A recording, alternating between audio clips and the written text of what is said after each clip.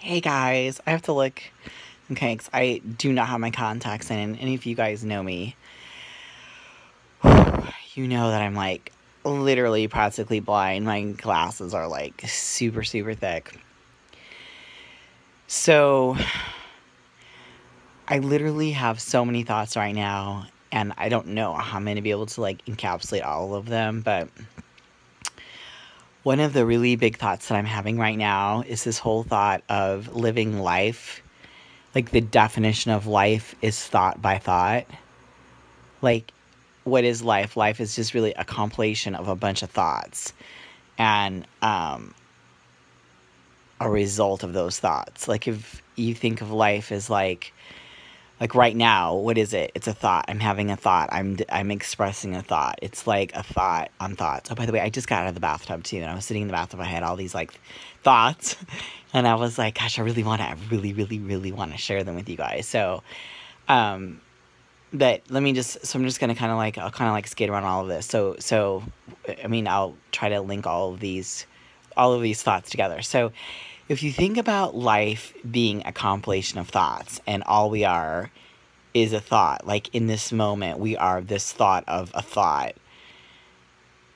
And when you're pulled back to the past, why is that not productive? Well, that if based on that philosophy, that wouldn't be productive, because it would be like, if life equals thoughts, thought upon thought upon thought, that is what life is. And we spent a majority of our time in the past, like, you know, in conversations talking about the past. Well, he did this to me, or she did this to me, or this is what happened, and this is why I won't do this, or I won't trust a man because of this. And we are living in the present moment based on past thoughts. Like, yeah, that's not productive, because the past has already happened. That thought has already happened. We're in the present moment where you can create a new space, a new thought. But a lot of people aren't in the present moment, because truly they're still thinking about the past thoughts. And or if you're thinking of the future, you're only thinking of thoughts based on what hasn't even happened yet. And yet it's now predicting this present moment in this thought. I don't know why, I just thought, you guys, that was like really, really powerful. If you really think about that, like, you know, I can say all the time, you know, don't live your life based in the past. I can truly believe that, you know, try to refresh, but sometimes that can just be exhausting, right? Like, try to be positive, try to be good, try not to think about that, try not to think about how they hurt you, and it's like, one of the analogies I was hearing, I was listening to this one speaker talk about, and he was talking, and he said it's like basically putting a cork in your butt and then trying to swim to the bottom of the pool and stay there. Like, the cork is gonna bring you back up. Or if you're in a pool and you are grabbing onto flotation devices and you're trying to swim to the bottom, and those flotation devices say that's depression, say that's worry, say that's finances, say that's grief, say that's loss, whatever it is you're trying to, like, you know, people say, oh, get over it, or have a good attitude, or you should be over this grief by now, or whatever. And it's like, you try to, like, you try to grab that thought and swim to the bottom of the pool, but it doesn't matter. You have that thought. So, based on just some of these authors that I'm reading right now, and just really thinking about all of these things. By the way, the authors are Michael Neal and Sid Banks, and there was one other speaker that I can't think of it. I'll try to think of it and put it in these footnotes. But I haven't. The only person that I really just, like, literally the first time I heard him speak, I literally lost it, is Michael O'Neill. It's either O'Neill or Neil, I'm not sure. But it really is profound if you think about that, if you think about this philosophy. So the other thing, and I just can't even think of his name right now, this other thing this author was talking about, he was talking about being able to depend upon your instruments, and he illustrated the story about how he was a pilot, and how being a pilot, you go through all of this schooling, and they put you in, it sounded like something like a centrifuge, and you get kind of like jumbled and pulled all around, and it's like this, kind of sounds like a big like gyroscope, and you just go all around, and then it levels off, and they give you an instrument, the instrument reading or whatever is in front of you, and you have to listen to the instrument reading, because your body is saying you're going down when you feel your body's saying you're going down. So to correct, you wanna do the opposite, but the instruments are telling you to do the exact opposite.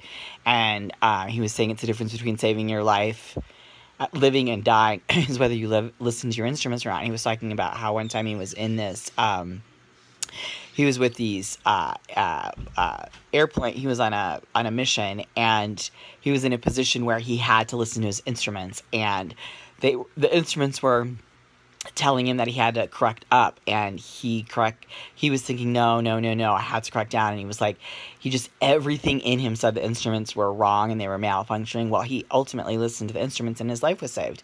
But when he told me that story, it resonated within me how important it is, the people that you surround yourself with, the people who are writing you, the people that you surround yourself need to be correctly functioning instrument panels. And if they're not, you have to be aware of your mindset and state if you're entering into conversations with those. You have to know, okay, if you're I'll just speak personally. Okay, so for myself, every other month I have a really, really bad period. And when I say I have a really, really bad period, I go into a major, major severe depression before my period. And it's real. I mean, it's real. And and again, this all started after my horseback riding accident where I had my brain injury. Never, ever, ever, ever did I ever have this before my accident. Anyway, it just, after my accident, got exacerbated like a billion times worse. And so, it's almost one of those things where my husband, we've been together now 16 years, but what's funny is if we're in an argument or whatever, he'll say, I think you're getting your period, or you're kind of acting like you're getting your period. And every time he says that, I literally want to, I literally, like, I see red. I want to hit the ceiling. And I've had to train him, no matter how irritating or how frustrating it might be what I am presenting to him, to have him say that. I said, it's like giving a suicide victim who wants to drown themselves more rocks to put in their backpack. I said, it does not help me. When I'm in that state of mind, it's a real state of mind. I mean, I'm really, really believing what I'm thinking or feeling or experiencing. I said, after listening to this guy talk, what I actually really learned was that if you instead were to say to me when I'm experiencing my depression or my trauma, if you were to sit down, you could still say the same thing, but you can say it a little bit differently. Now I was starting to tell him, here's how you could do it. You could say, listen, I know that what you're feeling, you are experiencing as real. You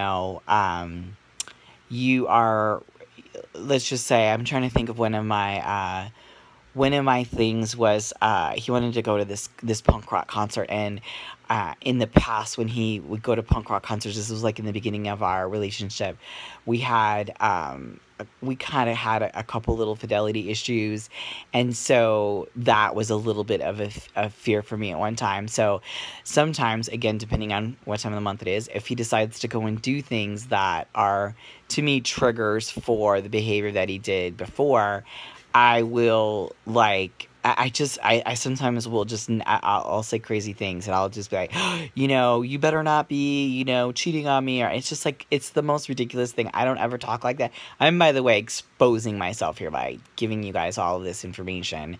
But I always, this channel is to help women and to empower us all. And I truly believe that if I'm vulnerable, then it'll allow you to be vulnerable, and it'll allow us all to become,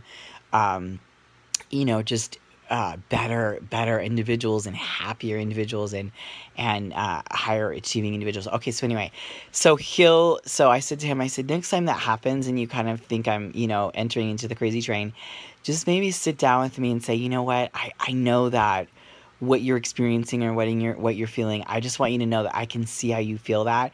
I'm I'm here with you. And I want you to know that what you're experiencing and what you're thinking is not reality. It's not what's happening. It's not what's happening. I think you might be getting your period. I'm not saying that. I'm just saying that that could be coding like the lens of your thoughts. I said, or you could say something like that. And he goes, well, that's what you would say. He goes, I don't know if I could articulate it like that. But I said, just figure it out. I mean, you'll figure it out. You can do something like that. But in other words, if you know someone that's experiencing depression or a fragile mind state, I think what I'm learning is that if you can kind of get in the boat with them and just like sit in the boat with them and want a boat of depression, boat of life, whatever it is, but hold their hand or just like kind of just be with them. That's why I think being empathic with people and having not sympathy, empathy is really great, because you can sit with them. Now, here's the thing, back to the instrument panel ratings, is I truly believe you don't want to wallow with them there, right? You don't want to hold them there and actually bring them down. What you want to do is sit with them and be the instrument panel for them. If you want to be their instrument panel rating, like a husband, a brother, a sister, mother, you have an intimate inner circle bond with them. At that moment, then, you may need to let them know they're going down. You are going down. Your gut instinct in your plane that you're flying right now is going down, and you're going to crash. I am just being a loving voice of intelligent reasoning, and I'm telling you, you need to self-correct. You need to go in the opposite direction, or you need to do this or that. So I truly believe that being an empath and empathically listening to someone is the first place to go. The second place, and as soon as you can do it, is if they trust you and if you have that inner bond, is to be that corrector, is to be that instrument panel that then drives and directs them to go in the correct positioning. Because I then believe when and if you choose, and you may only have one of those people in your life.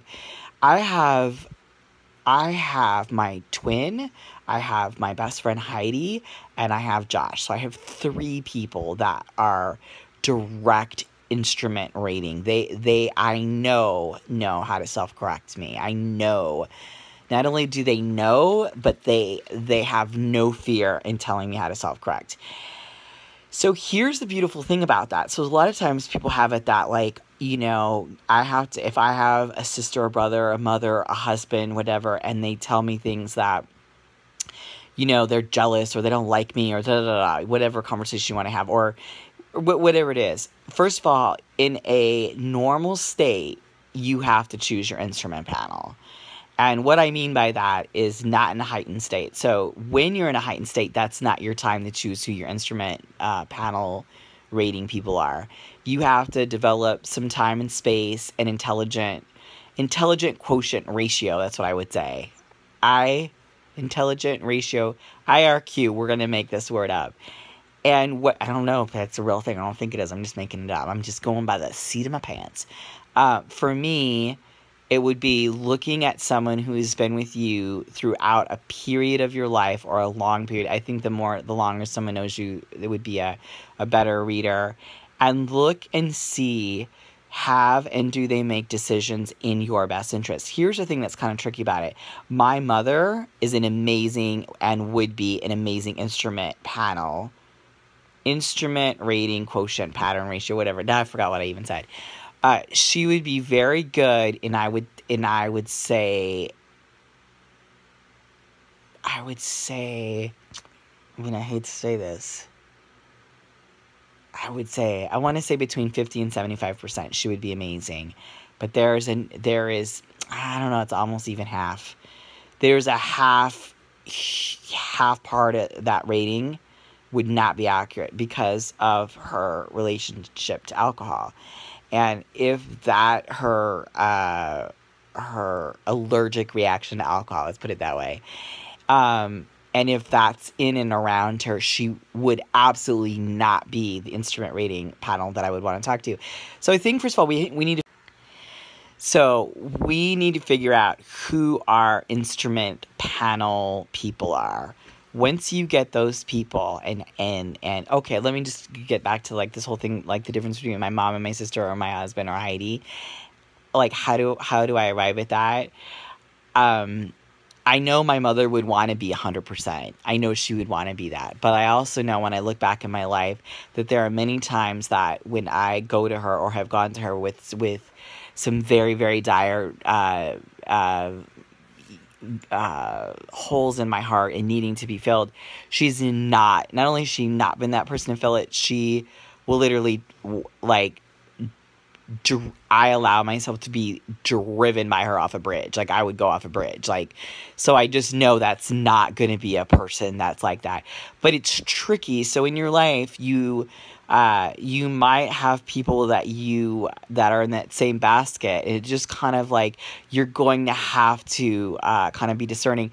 But at the same time, discernment is not going to be your best friend when you're in the throes of depression, or when you're in the throes of just being in a state of mind where you need help. If it were me, I would just say you need to start picking out who that panel of people is. It may even just be one person. Let's just say, okay, Kita, I don't even have someone like that. Well, then it's time to start creating someone like that in your life. Go to a support group. If you're going through grief, go to a grief counseling group. If you have addictions or wine or drugs or whatever in your past, or alcoholism or whatever, go to AA. If you're a son or daughter of an alcoholic, go to Al-Anon. If you're, needing other support, find a psychiatrist, psychologist. Go to a church, get in a Bible study. I mean, find places where you can create your instrument rating group.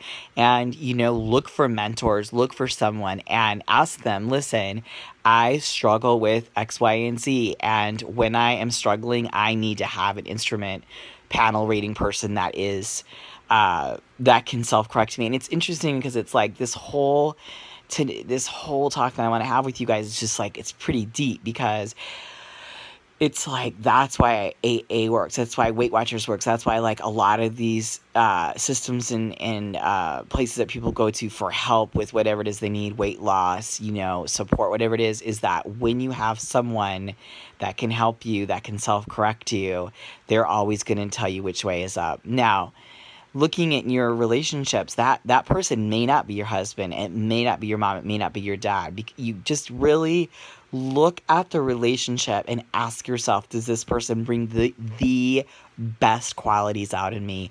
Is this person someone who always wants to see me win? Is this a person, when I have won in my past, they have stood cheering for me? Is this a person that wants me to win? Is this a person that would gain anything from me failing? You want to just and use your gut on this, you know what I mean?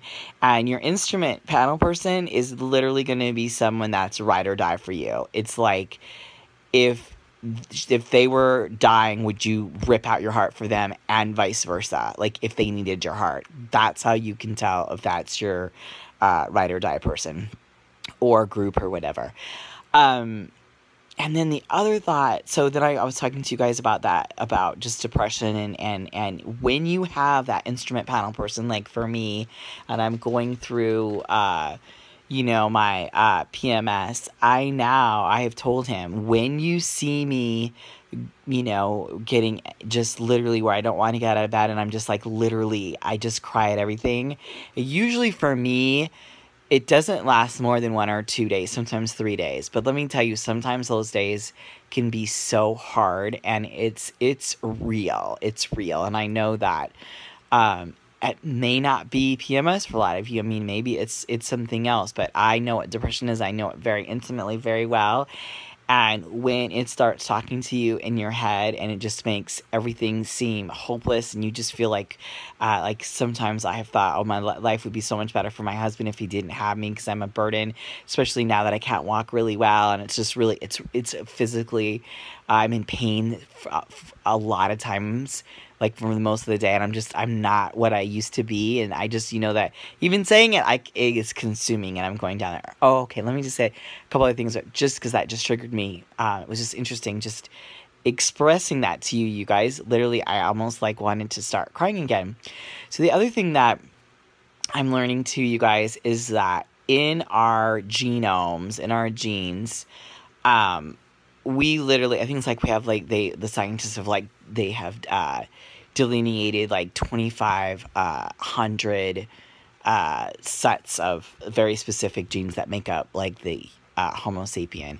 But there's 1 in 5 of those that are actually, they're not all activated at the same time. There's 1 in 5 that's in activation, in the activation process. Okay, Kita, why is that important? This is important because when you're experiencing grief, loss, financial instability, your husband cheated on you, you cheated on your husband, so you have, you feel feelings of remorse, you feel feelings of guilt, shame, stress about money, stress about losing something, abandonment, anger, fear, all of these things. He was saying, one of the authors that I heard him in a talk, he was saying that the 1 in the 2,500, the 1 in the 5 that's always actuated. So just kind of think of that. You have these opportunities to have a healing body, to have a happy body. Well, he was saying that if you're experiencing, these different emotions, which, hello, we always are, some of us at different times, right? That they will turn on or turn off certain genomes. So, for example, your immune system, he was saying that if you are in this state of happiness, if you're in this state of just of love, of happiness, and he was talking about oxytocin and all the different things that are released within your body. Well, guess what? Your body, the profile of your body, of your anatomy, of your neuromuscular system, your immune system will turn on or turn off. So isn't that powerful? That's really powerful. And this other study I was reading about was talking about different cancer patients, and which cancer patients had the cancer come back and which ones didn't have the cancer come back. And they were just talking about how in the ones that the cancer didn't come back, they did a psychological profile on them, and were, again, you guys, it's late, so I'm kind of I'm just giving you what comes from my heart. So please don't take every word I have to the death, or I'll be afraid to even post this. But so I'm telling you these different things, I'm just summarizing what was true for me today in all my readings and stuff. What came to me, so I'll just summarize this whole genome thing, is that different states, different emotional states can bring about different physiological states. And that can have a huge impact on your immune system. That can have a huge impact on your pain. That can have just a huge impact on your life. And so thinking those thoughts, and thinking, you know what? I really, really, really, really want to get this hit better. I want to get my energy back. I want to get my body back. I want to just be in that state of health and vibrancy. And so I'm going to work very hard, not at having PMA, positive mental attitude, not working at being happy. I'm going to work at releasing, if I find myself in a negative state, fear, guilt, shame, any of that, I'm going to connect with that thought, and I'm just gonna let it come in and let it go. How do I let it go? Creative, art, training, engaging with my animals. I just think anything that you can do in the present moment to shift your mindset. Oh, another thing he said too, have you ever heard the expression, let me sleep on it and I'll tell you in the morning? I think to myself, that's really powerful, because what you're allowing your mind to do is really be in that state of whatever your decision is, to sleep on it and see in the morning, are you in that same state of mind? Are you still in that clarity? How does this help? Well, this can help a lot with people that have say, shopping addictions, where they're like, I gotta buy, I gotta buy, I gotta buy, I gotta buy. Okay, so here is the thing. What I think might help someone in that situation is, instead of, you want to buy something and you kind of feel that urge to do that. Well, you know, okay, so you're in that moment. Now, before you press, that PayPal or the credit card or whatever it is, just tell yourself, you know what, I'm going to get this, but I'm going to give myself 24 hours to think about it. I'm going to give myself that time to think about it. And if in that 24 hours your mindset is still decided on that object or whatever works for you, right? For me, I think that's what I'm going to work on, is not being so impetuous and impulsive about certain things. I love this whole idea of getting someone to be an instrument rating. That was like so powerful, and it was just a really neat distinction. So anyway, you guys, I hope a lot of that helps you. It's just a beautiful, beautiful world we are living in, and if I can help impact anybody that is suffering with depression, for you and for myself to realize that this is just a moment in time. These are just thoughts in our mind. If we can just sit tight and in that state, say to ourselves, this is just a thought. You are just experiencing, you are feeling your thoughts. They may seem really real, but they're just a thought. And like a cloud, just letting them drift by so that a new, fresh thought can occur. And for me, you guys, I find that that new, fresh thought is not going to come if you're thinking that new, fresh thought's going to come. The new, fresh thought's going to come. The new, fresh thought's going to come. It's going to come. It's going to come. It's going to come. It's like, no, because you're just in that state of anxiousness. What I am doing in my life, and what I really want to inspire you guys to do, is to, I think I put in there stop, drop, and roll. I think I've used that in some of my analogies. And what I mean by that is just, stop, exercise, do some abdominals, go for a walk, grab my dog, pet my dog, edit a YouTube video, do an ASMR video, draw, paint, create a hat. Just be in that state of creativity. And then what that's going to also help inspire me is that I know I'm going to be turning on those genomes in my body of healing, of heart strength. My neuromuscular system is getting stronger. It's getting healthier. I'm choosing foods that are clean and energizing for my body. I'm drinking water because it's clean and energizing for my body. But I just really think if we can, together as sisters, please repost this video. And if anybody that suffers with with depression or is just going through a really difficult time in their life, loss, if someone they love is sick, or if someone they love that has died. And listen, I may have to come back and watch this video if anything. Something is going to happen bad. I mean, this is the life that we're living in. Oh, the other thing, to just kind of summarize all this too, is just to have that spiritual connection. So whatever spiritual connection works for you. For me, it's Jesus, and for me, it's God. So in knowing that I do have that strong relationship, it's like, okay, when I can't, I'm going to give to God. Like when I know it's insurmountable for me and my mind is just like wanting to go to fear, I'm just not going to live in fear. I'm going to just give that to God. I'm just going to give it to God, give it to God, give it to God, give it to God, give it to God. I'm just going to empty.